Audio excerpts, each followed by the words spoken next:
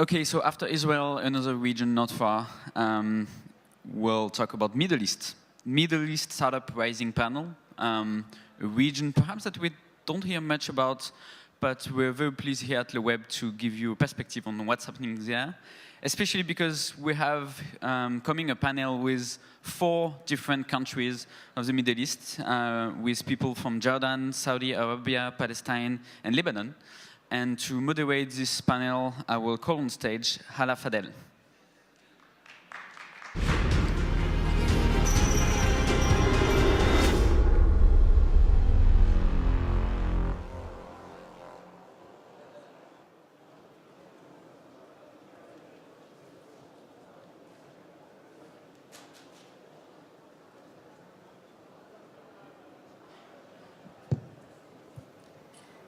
Good morning.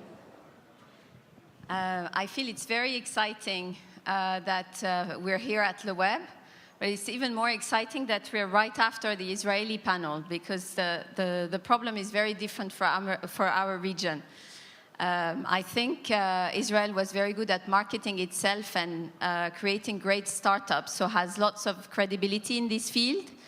The Arab region, I mean, I don't know what you think when we tell you Arab region, but I'd say you'd go for revolution, lack of women's rights, extremism, poverty, oil, rich Arabs, something like that, rather than. And I think we have great people on this panel to convince you that now, from now on, you should be thinking innovation, entrepreneurship, technology, high energy, young people that really want to change the world. So my name is Hala, and I chair the MIT Enterprise Forum of the Pan-Arab region. It's an initiative by MIT to promote entrepreneurship around the world, and I chair the Arab chapter for that. And I'm very happy to have this panel with me, and I will start before asking them some questions by breaking some of the cliches we have in this region by sharing with you a few statistics. So the MIT Enterprise Forum of the Pan-Arab region organizes every year the MIT Startup Competition, and we receive over 5,000 teams from the Arab region every year. So there are plenty of entrepreneurs in this region. 50% of these teams have women on them or are women-led teams. So many women entrepreneurs in this region. Did you know that Saudi Arabia is the first user of YouTube in the world? And the fourth thing, just to continue breaking the cliches, Dubai and many other countries in the region has the #1 penetration of smartphones. So I think we have an incredible market for these great entrepreneurs to flourish. And I will start with another woman, Hind, who's a winner of our MIT competition. And she has some very smart wearables. She's a swimmer. And she realized that while runners have lots of information on very smart watches telling them how fast they run and their heart rate, etc., nothing is done for swimmers. So Hind has created very smart goggles. And my first question to Hind is, how did you get into this field? How do you see the wearables market going forward? And smart wearables that are connected. How do you see that? Yeah, so the idea really came from a personal need, and at that time it was in 2010, the word wearables was not in yet. I think it wasn't created yet for technology, and it really happened at the same time. So I was thinking about a monitor that I needed for my swimming trainings, and at the same time there was all of these gadgets, all of these wearables being created to monitor different aspects of one's daily life. So think Fitbit, think Nike Fuel Band. So all of those were coming up, and since then, since 2010, in only 3 years, wearables have shifted completely because they switch from the runner's watches that are huge and bulky and require a chest strap to things that are really small that you cannot see, to things that are pretty, to things that you want to show and that you want to wear rather than only wearing during your training. And so it has shifted completely, and we have been riding the wave to make something beautiful and small and sleek that gives you valuable data that you can incorporate in your daily habits, and that leads you to a healthier, more fit lifestyle. Great. So now I will move to our next entrepreneur, Kaswara, who has the first online entertainment channel in Saudi Arabia. He started UTURN. Actually, I'll share with you some thoughts we had before coming on stage. Kaswara was wondering if he should be wearing a Saudi traditional costume as opposed to what he's wearing today. And there was actually a split jury on this. I was for him to be dressed as he is now, so I guess I won. But many people were telling him you'll break even more the cliche if you come with your national costume, because it really shows that the entrepreneurship spirit has really no boundaries. So we have boundaries into our mind when we see someone different, but entrepreneurship and the spirit of entrepreneurship is really universal. So my first question to Kaswara, you started an online entertainment channel in Saudi Arabia. I mean, of all places, it's probably the one where you would least think of starting a media company with all the censorship and the image we have of communication and information in Saudi Arabia. So how did you get there? It was basically the need. If anybody knows Saudi Arabia very well, media is not, we don't have a lot of local content, pure content. We have the Saudi official TV channels, which is not watched by most of the people. It's watched by only a few because the content in there does not really talk to all Saudis. And then you've got other satellite channels that are Saudi owned, but the content is regional. So nobody was really focusing on the Saudi market, on the Saudi youth, to talk to them, to reach them, to give them content that they really want. I mean, we as users, we weren't getting the content we wanted. So all what happened is we started creating content from us to us, sort of, from the youth to the youth. So the content that came was pure Saudi, that talks to the average, everyday Saudi that you see. It was daring, it was provocative. I mean, I remember the first show we started, it was a political satire, something like Jon Stewart. And we put it on, online, and we thought, we're going to get 20, 30,000, and it will be great if we do that. I think the first one got around 40,000. Second, episode got around 100 and something. By the third one, we were 1 million. So we're like, this was a phenomenon that we ourselves did not believe or understand how this happened so fast. But in the end, it was really the need for content, pure Saudi content that talks to everybody in Saudi, at least the youth, from a youth perspective. So from the youth to the youth, and I forgot to say that he has over 10 million viewers now on UTURN. I will move to Elie, Elie from Lebanon, who started an online music company called Anghami that has already 4 million subscribers today. Am I right? Yeah? Yeah, just a bit over that. A bit over that. And so today, you have Spotify, Deezer, Google Play, and so many players. So, and you have this liability of being from this wonderful region. So how do you compete, Elie? Well, so far, I'm happy to say we're competing pretty well. We have even iTunes in the region, but I think we're not really competing with those that you just mentioned. We're mostly competing with piracy. We're competing maybe with YouTube too, but the rest we're working together somehow because we're just trying to make music, the legal music, be more democratic, available in the region. Again, it all started, as everybody's mentioning, as of need. I used to travel. I used to realize that if I travel, I can use a service that allows me to listen to anything I want in my pocket. I can have millions of songs. But when I come back home, in the region, we have nothing. I mean, piracy is dominant simply because the user doesn't have an alternative. So we came up with the idea, and we say, yeah, I mean, it's probably one of the hardest things to do is doing a music service. But first we realized that the mobile penetration in the region and the smartphone penetration is actually up the roof. The growth still in the region is year on year 37%. And we have some countries like with 75% mobile penetration, like Qatar or UAE, 72%. So we saw that as an opportunity. We launched a mobile music service that is mobile only for now. And we estimated that by the end of the first year, we're going to have 200,000 users, 300,000 users. Right now, we're over 4 million simply because we're meeting a need and the users want to use our service. How do we compete? We really offer different content. First, we're digitizing Arabic content that was never actually digitized. I mean, it was never in a form of CDs, never available online, never available in many of the services you mentioned. And this actually creates value for people who are in the region, want to listen to those Arabic songs, or outside the region. So we actually have 25% of our users outside the Arab world.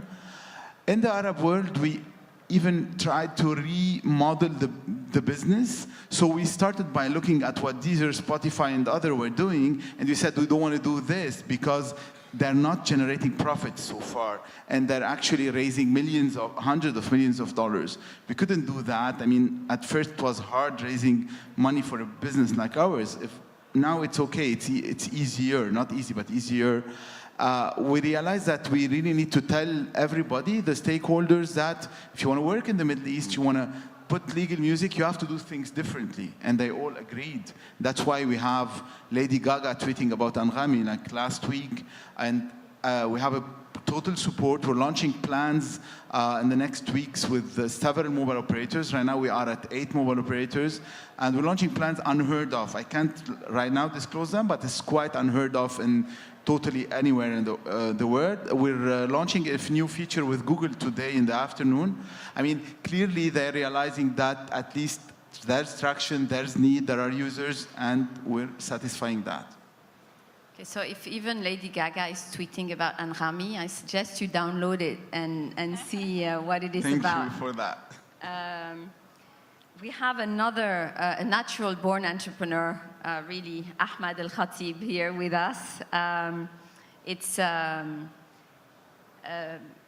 quite an interesting story. Ahmaed has lots of experience in the US with Amazon, eBay, Zazzle, and he came back to the region to start a company called MarkaVIP. Since we're in France, it's a bit the vente privée of the Middle East. My question for you is, you came back after all this experience in the US. So, what did you find was different in the MENA region? And if you were to do it again, would you do it again? Thank you, Hala. Yeah, absolutely. I'll start by answering the latter question. I would do it all over again anytime. It's been really an exciting journey moving from Silicon Valley to the Middle East. At the end of 2009, as you know, the economic downturn was taking place in the States. And I wanted to look for new and exciting opportunities after having spent so much time in e-commerce companies, specifically in early stage startups. And when I came to the Middle East, there was some e-commerce activity going on, but nothing to speak of. And it reminded me really of the States back in 1996 when e-commerce companies started sprinting up everywhere. And so what's going on right now really is an e-commerce revolution. The Middle East has some of the largest appetite for online shopping in the world. In fact, according to Visa, it's the fastest growing e-commerce market year over year with a 45% increase. The other thing is that the average basket size that we're seeing, for example, in some of the countries, is reaching up to $175, which is a lot, much more than what you see in Europe, for example, or the States. So people are converting to online. There's an exodus that's taking place in countries like Saudi Arabia, in countries like the United Arab Emirates, and even in Lebanon and Jordan.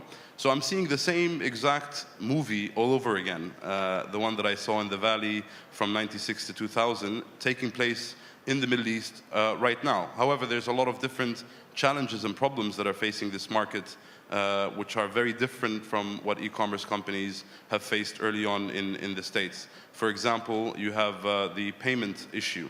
A lot of people prefer to use the cash-on-delivery method. In fact, at MarkaVIP today, 85% of our payments happen on a cash-on-delivery basis. When we actually go and deliver the product to the customer, this is when we collect the cash for that order. There's also a cross-border transportation issue. So shipping something from the United Arab Emirates, from Dubai to Saudi Arabia, sometimes is more expensive than shipping it from Dubai to the United States. And that's because the logistics companies in the region are not optimized for the e-commerce model. They're not optimized for the convenience model. In the States or in Europe, you can ship anything overnight, 24 hours, for less than €2 per kilo, let's say. For us, for some of the companies in the Middle East that are trying to start up, it costs them upwards of $30 per order. So it really eats a lot out of your margin. So we had to come up with a lot of innovative solutions to be able to deliver and at the same time make money. So today, MarkaVIP, for example, delivers over 50% of its orders using its own last mile delivery service. We actually have our own cars and drivers on the ground in 3 countries right now, and very soon in Saudi Arabia, which is, by the way, our largest market. It represents 40% of our business. But also the geography is so different. You know, cities are very spread apart. So being able to even have your own logistics fleet is still a massive challenge. However, the opportunity is huge. As I mentioned, the appetite for buying products online is massive. This is because people are now starting to see the benefits of shopping online, getting the products cheaper, getting product reviews, having to see how the product performed, for example, with other users. So you're really seeing a lot of people becoming very interested in this. And MarkaVIP is in a very unique position to capture that market today, and we're very happy about what we've accomplished. Great. So he mentioned the e-commerce revolution, so another type of revolution going on in the Arab region. There's actually a book by a friend and a serial entrepreneur, Chris Schroeder, who wrote a book called Startup Rising, hence the title of our panel. And his book is about entrepreneurship in the Middle East. It's sold out on Amazon, and it's in reprint right now with an Arab translation coming up in January. So I encourage you to actually read this book.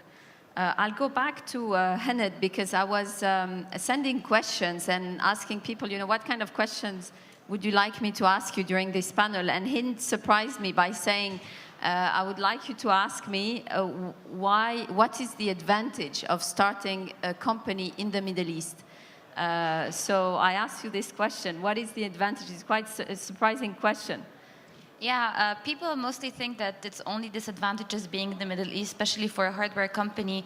But to me, being in Lebanon has a lot of advantages. First of all, we're absolutely forced to think outside of the box because we cannot find anything locally. So we need we need to ship everything from abroad, and shipping is very expensive, as Ahmed had said. So we've created, a really, really funky supply chain so that the components are shipped to France, the engineer goes to France, builds the circuit, ships it to the UK, and then, so there's this whole chain going on, but we've been able to prototype 7 times faster than the normal process because of this, of these decisions we've been making, and because of the electricity cut that we have, because of the fact that we all speak 3 languages, we always plan for the worst, and we're always prepared for the worst, and we can adapt very quickly to different opportunities. And so take something simple, packaging. Most US startups only do their packagings in English, but that limits you so much because you cannot sell outside of the US and the UK. But since we already speak French, Arabic, and English,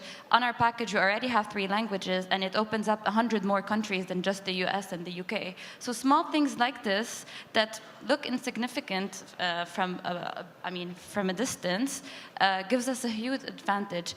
And the people in Lebanon, they're just so creative, and they're so used to random bombs picking up, and they're always just ready to pack their bags and on the go for a new challenge, for a new opportunity. The circuit's not working, we flew overnight to the US, so it's just the mentality and the spirit that makes working in Lebanon so amazing. So in fact, she's confirming a concept by another Lebanese, Nassim Talib, the anti-fragile concept, if you've heard of that, like the opposite of being fragile is not in fact being solid or robust. It's being anti-fragile, like with please mishandle. So these entrepreneurs have been mishandled so often that their flexibility and the speed at which they react is so good, in fact, that it works out as being an advantage to them. I'll go back to Kaswara. And maybe the challenge is if you're an entertainment channel, everybody thinks of YouTube. But in fact, you're across many platforms. And I wanted to see how does this play for UTURN being a multi-channel company. I mean, again, we're about entertainment, and we're a social network. So today, everybody, I mean, there are different people with different interests. So you'd find some people on Twitter, others on Instagram, somebody else on a platform like YouTube. What we want to do is we want to capture all of them. We want to make sure that we're available to all of them. So our video comes through YouTube. However, we have we have a Twitter account for each channel or each show. We have a Twitter account, we have Instagram, we have Facebook, and we have a Google+. So we reach the viewers on any of these now. They could be on Google+, or they could be on Twitter. We send them a message saying, check out the latest show. The other advantage we have is that we want, it's all about communication, and the differentiation today between what we do on online entertainment versus TV is the engagement. On TV, you just watch and that's it. And here we get to, we want to be more engaging. So we usually send questions. We do, promotions. Sometimes we have a quiz where we want our viewers to engage with us. So they become part of the company. Our Instagram account, for instance, on a daily basis, we update what we do. If it's somebody's birthday, if somebody's sick, if somebody didn't come to the office, if we're sitting in a meeting to discuss a new show. So we usually engage our viewers with that. So you'd find us in a meeting saying we're meeting to plan this, or we want to do this, or somebody's sick today, he couldn't come. And in the end, we became close to our fans. So they relate to us, they know what we're doing. The other advantage we have is we can start monetizing through that, because we run social media campaigns. Not just what we do on YouTube, like product placement and branded content, but what we also do in here, we can run a social media campaign. A client comes who has a certain message that he wants to pass to a certain target audience. We know our target very well because we know who our followers are, and we just target them with a specific message. So that's the advantage of our platforms there. Yeah, so multi-platform and monetizing on this platform. So let's talk about money.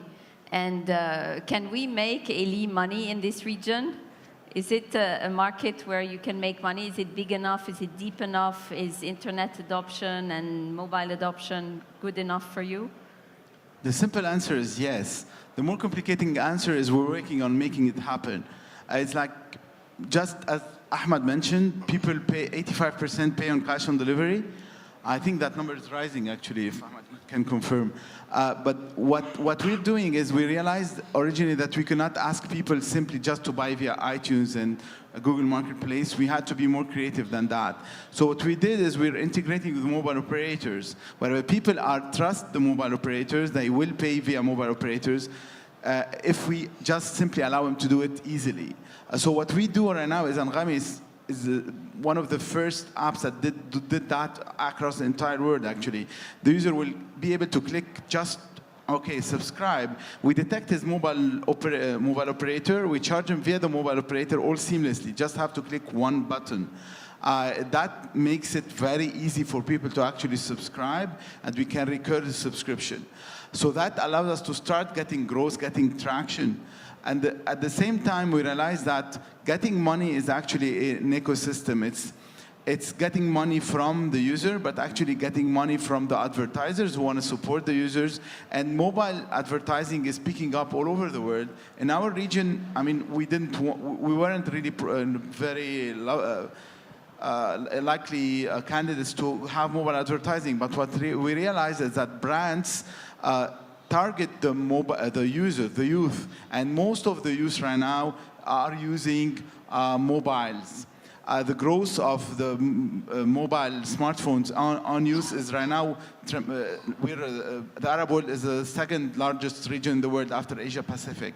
So people use mobiles, the youth are using mobiles the advertising want to target the youth, to which is really fueling the entire thing. And that's why we are able right now to have growth and growth week after week by simply connecting the dots into all of that.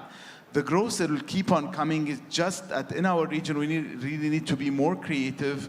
And creativity is, as Hind mentioned, it started from simple stuff. In our region, we realized that we don't have 3G originally. I mean, in some parts of the world, the region, there are no 3G. We started doing tests in the mountains whereby there are 2G only. I think Anghami is one of the first apps that works pretty good on 2G edge. You can stream music as much as you want on edge. Creativity allows us to do a lot. Right now, on the other side of money is that investors are starting looking at the regions. They realize that growth is coming a lot from that region. I hear people like Dave McClure from Silicon Valley, other like Crosslink Capital, others from the States that are right now looking to invest in the region and are communicating with a lot of other entrepreneurs in investing. This will give us the future, that we realize that the future is in the region and we can still grow the entire ecosystem. Great. So international investors looking at the region. Well, you have many international investors in your capital, Ahmaed, in MarkaVIP. Some of them from Europe, some of them from Silicon Valley. What do international investors bring as value as opposed to local investors? Sure. I want to comment on your last question just to give the audience a sense of how big the market is for e-commerce. So the local retail offline industry today is a $425 billion industry. And if you get just a 1%... Offline, 425 billion. 425 billion is the local offline retail industry. And let's not dream very, very big. Like what's happening in the States right now is you see that 12% of the market, 12 to 15% of the market is online. In Europe, I think it's reached 8% or 9%. If we reach just 1% of the market in the Middle East, you already have a $5 billion e-commerce specific industry. If you look at the numbers, the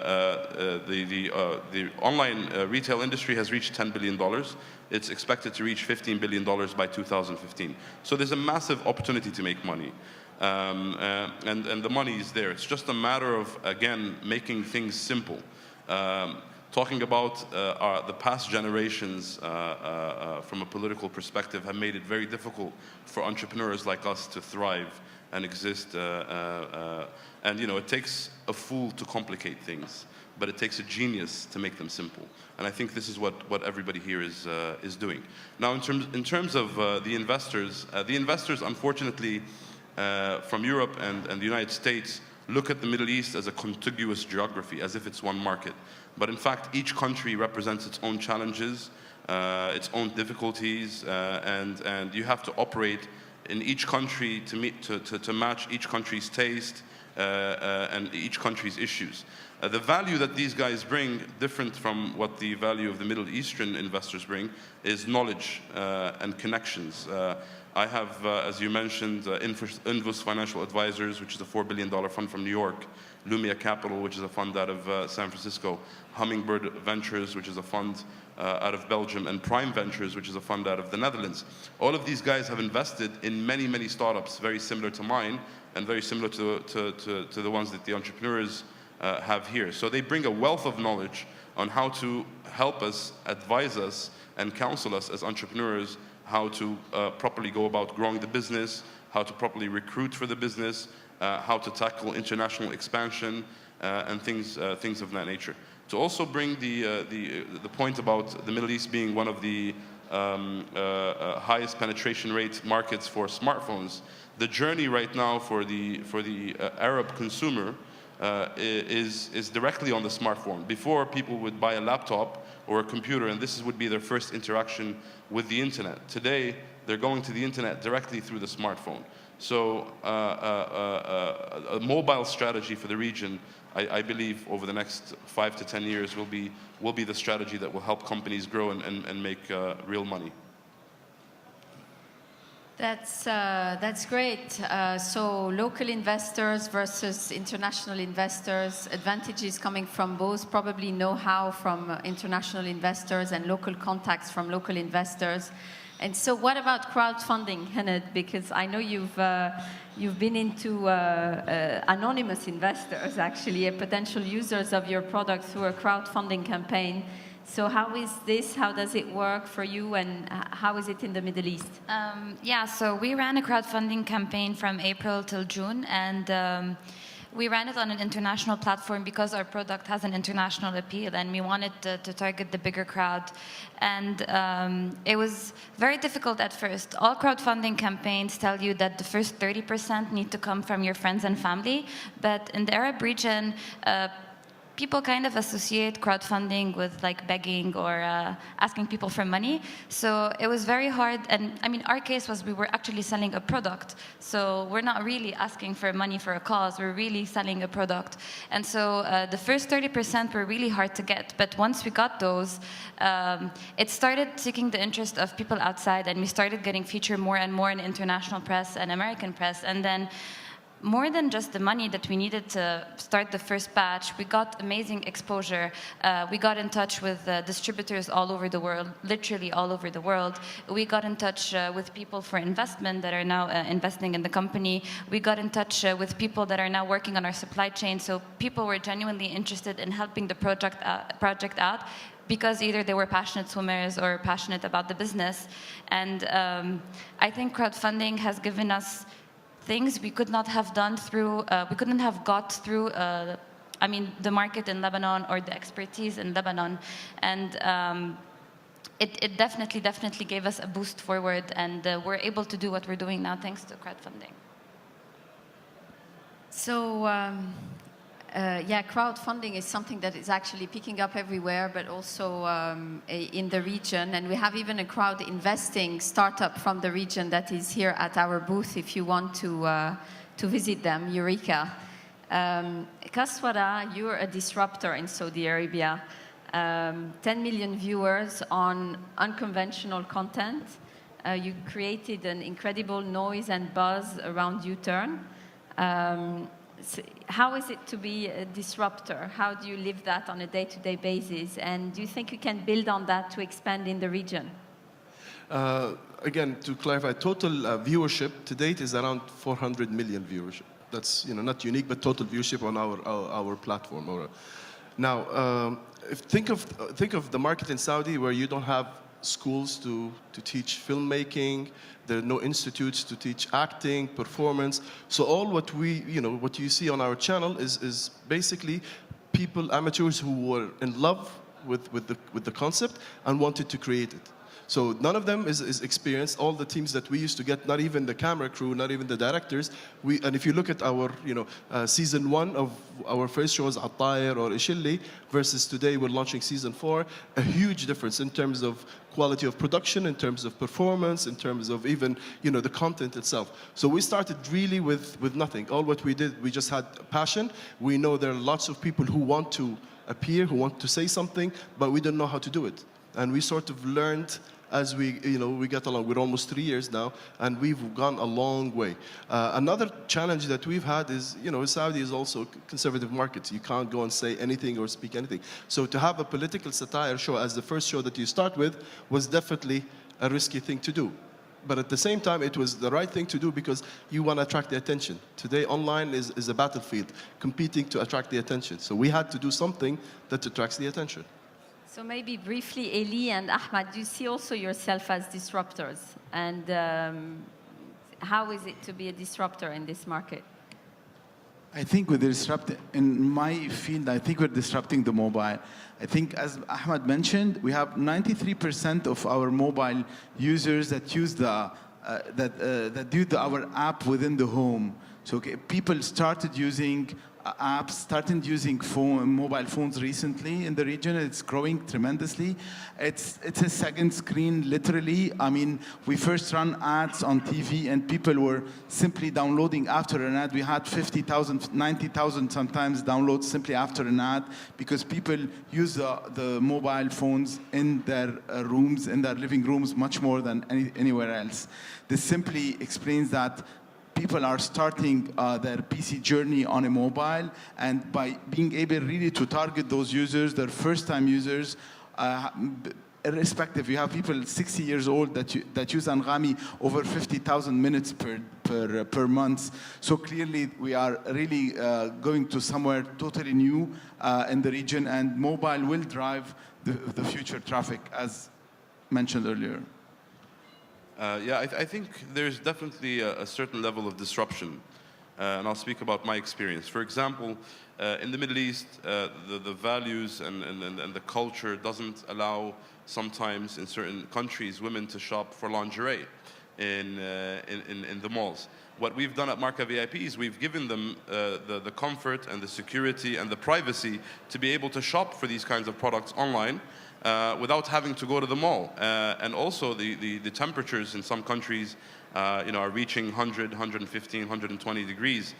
So the comfort of shopping from your own home. Fahrenheit, yes. So the comfort of shopping from your own home without having to get in the car and take your children with you and drive for a long time and grow through that experience, the comfort of shopping online and the convenience from your home is definitely something new to the region. So there's definitely a certain level of disruption. So I'm going to wrap up. So as you can see, you have a 400 million viewership, a startup here. You have an international wearable, smart wearable startup. You have a mobile player in music with Anghami, and a huge opportunity in e-commerce in the Middle East with MarkaVIP. Hope to see you all in the Middle East and investing in this region with us. Thank you.